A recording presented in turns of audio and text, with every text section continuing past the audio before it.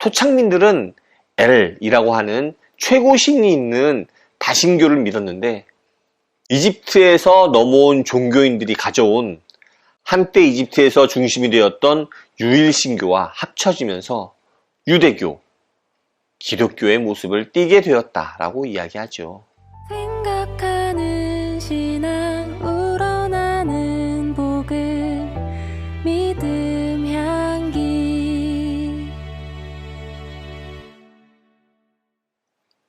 안녕하세요. 믿음 향기 채널에 오신 것을 환영합니다. 저는 이신영입니다. 거의 대다수 기독교인들은 성경의 대부분의 역사성을 부인하지 않습니다. 적어도 성경에서 역사서로 분류되는 책들, 그러니까 여호수아부터 이스라엘 왕국, 그리고 에스라와 느헤미야에서 나오는 귀환 이야기까지는 역사적 사실이라고 알고 있습니다. 더 과거로 나아가면 요셉, 야곱, 아브라함, 그리고 보수적인 기독교인들은 창세기 1장, 2장의 창조까지도 역사적 사실이라고 고백하죠. 그런데 정말 성경은 역사적 사실을 그대로 쓴 이야기일까요?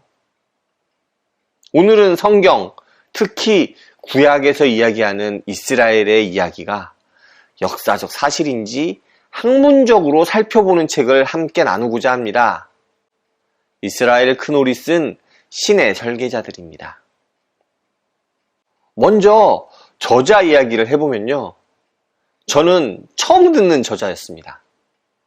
그런데 책날개 소개를 보니까 예루살렘 히브리 대학교의 성서학과 석좌 교수, 예헤즈겔 코이프만 석좌 교수, 샬롬 하트만 연구소 선임 연구원이고 하버드대, 버클리대, 스탠포드대, 시카고대 객원 교수를 연임했다고 합니다.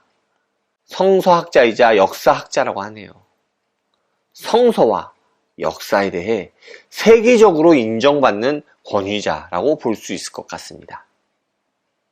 그런 저자가 이 책에서 고고학적 발견과 역사학자의 지식을 통해서 이스라엘의 역사를 이야기합니다. 출애굽부터 이야기를 시작하는데 바로 요셉 이야기도 하고 아브라함 이야기까지 합니다. 그렇게 구약의 역사성을 하나씩 살펴봅니다. 과연 이 책에서는 성경이 제대로 된 역사를 있는 그대로 기록했다라고 이야기할까요? 아닙니다. 그렇게 이야기한다면 제가 소개할 리 없죠. 이 책에선 그렇게 이야기하지 않습니다. 이 책에서는 성경 내용의 많은 부분이 우리가 이해하는 역사적 사실과는 거리가 있음을 계속 이야기합니다.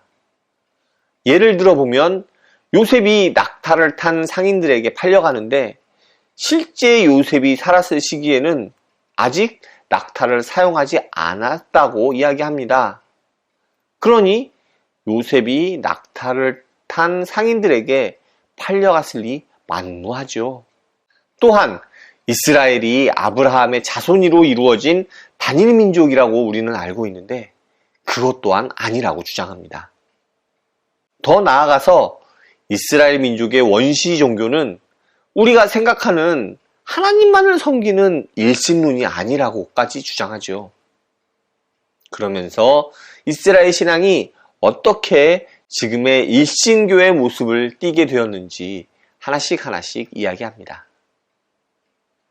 이스라엘 민족은 그 지역에 정착해 살고 있던 민족들과 이집트에서 넘어온 종교인들, 이들을 이제 레위인이라고 이 책에서는 이야기하는데요.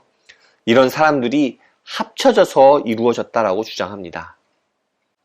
토착민들은 엘이라고 하는 최고 신이 있는 다신교를 믿었는데 이집트에서 넘어온 종교인들이 가져온 한때 이집트에서 중심이 되었던 유일신교와 합쳐지면서 유대교, 기독교의 모습을 띠게 되었다라고 이야기하죠. 사실 읽으면서 좀 충격적이기도 했습니다. 그동안 한 번도 의심해 본 적 없는 이스라엘의 역사가 역사적 사실이 아니라는 이야기는 이 책을 계속 읽어도 되나? 라는 생각을 하게 합니다. 게다가 더 읽어나가면 유대교와 기독교의 핵심인 유일신 사상이 하나님의 계시로부터 생긴 것이 아니라 이스라엘의 토속 다신교와 한때 이집트의 중심이었던 일신교가 합쳐지면서 생성된 것이라는 이야기는 시각에 따라서는 기독교의 근간을 흔드는 게 아닌가 하는 생각이 들 수도 있을 것 같습니다. 아마도 보수적인 기독교계에서는 절대로 받아들이지 못할 이야기가 아닌가 싶은 생각도 드네요. 그런데요, 책을 계속 읽어나가면 이 책의 이야기가 전혀 근거 없는 소설만은 아니라는 생각이 듭니다.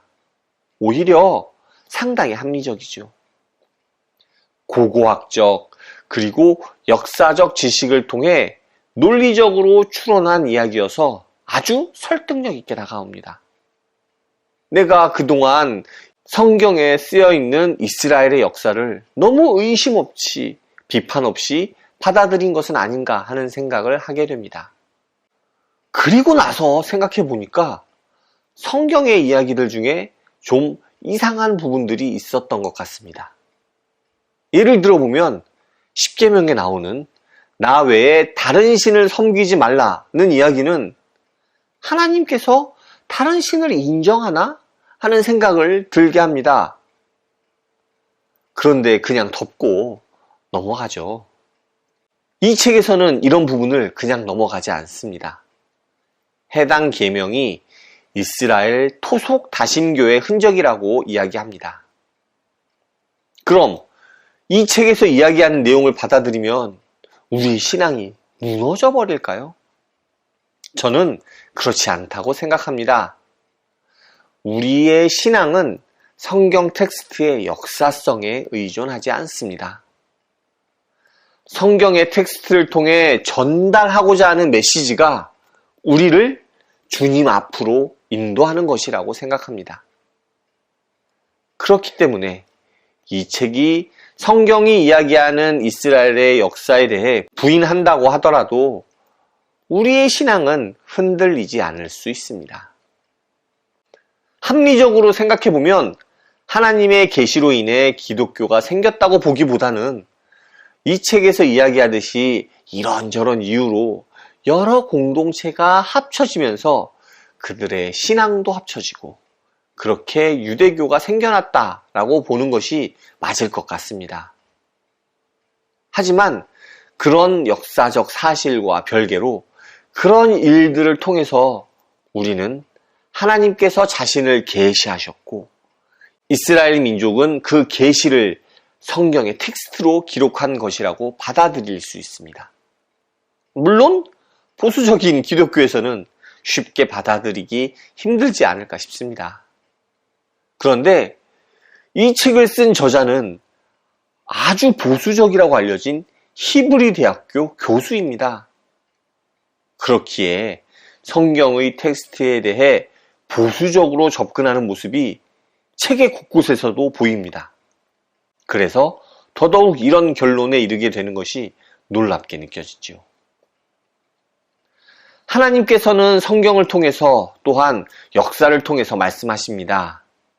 그렇기에 우리는 성경의 텍스트 앞에 또한 역사와 그 증거 앞에서도 솔직해야 합니다. 우리는 그 앞에 솔직한 모습으로 서 있는지 생각해 봅니다.